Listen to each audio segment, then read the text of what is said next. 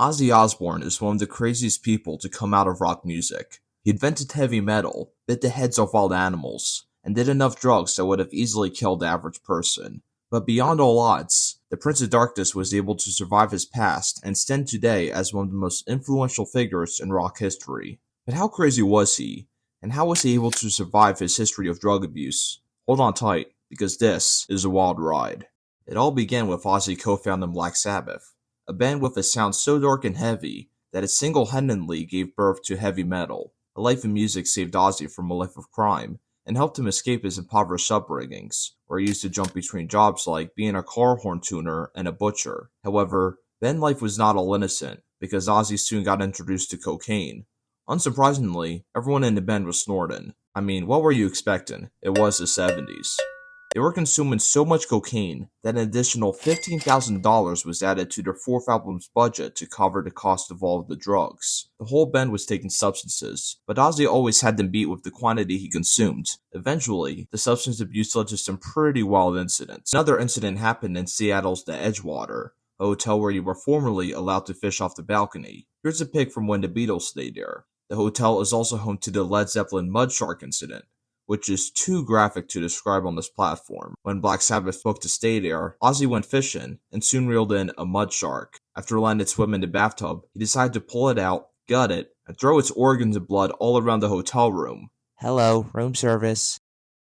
Oh my god. Crazy train! Eventually, Ozzy's antics got so insane that the band had to fire him, which is insane because there wasn't a sober person in Black Sabbath, but Ozzy was getting too crazy to work with. He would get too hungover to sing, and the band's new material was not attracting fans as they used to. After touring with and getting upstaged by newly founded Van Halen, it became clear Black Sabbath had to change to survive. Ozzy took his dismissal extremely hard and faced a wave of depression. He would spend the next 3 months partying hard and getting drunk and stoned alone in his hotel room. Black Sabbath kicked him to survive, and now Ozzy needed to make the right moves to ensure he survived as well. Okay, let us talk about his personal life. He was first married to Thelma Riley, who later recounted the marriage as a terrible mistake. Thelma used to own several chickens, and Ozzy hated these chickens, especially when she told him to feed them. One day, Ozzy got high and snapped. He began shooting at the coop, doused it in gasoline, and lit it on fire. When he discovered one chicken escaped, he proceeded to chase it down with a sword. This unfortunately wasn't his first rampage. Ozzy also had previously shot and killed all 17 of Thelma's cats in a drunken rage, and afterwards was found hiding underneath the grand piano with a shotgun and knife in hand. Thelma forced him to go to rehab again and again, but it never amounted to lasting change. He would down 4 liters of brandy each day, on top of various other drugs and alcohol. He said, and I quote, "I would have beer for breakfast and work my way up." They decided to divorce in 1981, after Thelma casually discovered he was sleeping with all of her friends. As if the cats and chickens were not red flags. Ozzy then married his manager Sharon Archer, but that relationship also faced some bumps in the road, but we will get to them later in the video.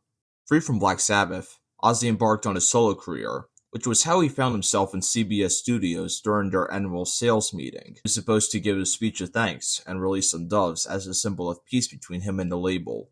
But like always, he was heavily intoxicated, and the PR lady speaking at the moment was making the meeting feel like an eternity. So, if you flip to page 38... Oh, Ozzy, why do you have a dove in your hand? Ozzy? I thought you were gonna get wild tonight! After spitting the second dove's head onto an executive's lap, he was swiftly kicked out of the building. This story soon reached the ears of any self-respecting rock fan, which was why a few months later, a fan threw a confused bat onto the stage while he was performing. Thinking the bat was fake, he bit its head off, and after the crowd lost their minds and blood oozed out of his mouth, he realized he had done it again. And Sharon's going, "Tell me it's real." I'm like, what? It has now become his trademark, and if you like, you can buy official Ozzy bat plushies, detachable head included. He continued to do crazy things, ranging and not limited to getting arrested for pissing hungover in a dress on an Alamo memorial, asking a motley crew for cocaine, and after they said no, continuing to sniff a row of vents and drink his own urine, pissing on an active police car hungover and getting arrested again, and giving up acid after he took 10 tabs and had an hour-long conversation with a horse that told him to off. Despite a successful solo career, it would forever be changed on March 19th, 1982. On his Diary of a Madman tour, the bus driver, who was high on cocaine, stopped for maintenance and found a nearby airplane, which he began to fly without permission. On board was makeup artist Rachel Youngblood and guitarist Randy Rhoads, who was responsible for writing and playing most of Ozzy's songs.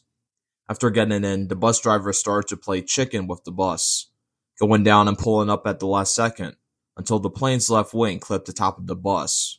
Ozzy was woken by what he thought was a house being smacked on top of him.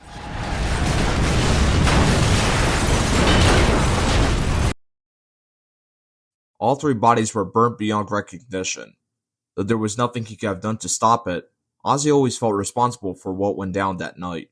He was a very close friend to Rhoads, and felt especially guilty since Rhoads had plans to leave after the tour and launch his own solo career. This tragedy also allowed Ozzy to fall further into his substance abuse. Now, I don't think at this point I need to clarify to you that Ozzy had a drug problem. Now, you may be asking how a man who drank, snorted, ingested, and injected so much could still be alive and healthy to this day. The answer to that is his DNA is genetically mutated.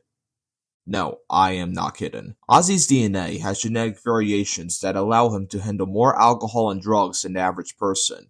Now, I know it sounds like I just made that up, but he was tested by scientists, and his body has several genetic mutations they have never seen before. Ozzy Osbourne has a superhuman mutation that helps his drug and alcohol consumption. To make that crystal, Ozzy Osbourne is an X-Men, and his superpower is partying hard. But genetics can only take you so far. After the plane crash, he started to black out more and more, and the situation got so bad that he tested positive for HIV, not because he had the virus, but because his body was weakened so badly by the drugs that it acted like he had the virus. The shock of the misdiagnosis made him stop sleeping with other women, but he was still abusing substances. Ozzy's life was filled with signs for him to quit, and though he went to rehab and tried his best, he couldn't change. That was until he found rock bottom's basement and hit his lowest of all lows. One morning, he woke lying in a prison cell and couldn't remember what he did to end up there. He was then told the following: John Michael Osbourne, you have been arrested for the attempted murder of Sharon Osbourne. That prior night, Ozzy, who was intoxicated again, told his wife he was going to kill her and go for her neck. After a scuffle, Ozzy eventually blacked out.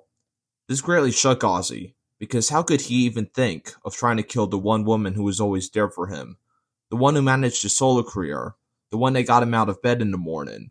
After being forced back into rehab and Ozzy now trying his absolute hardest to sober up, Sharon decided to drop all charges she had against him.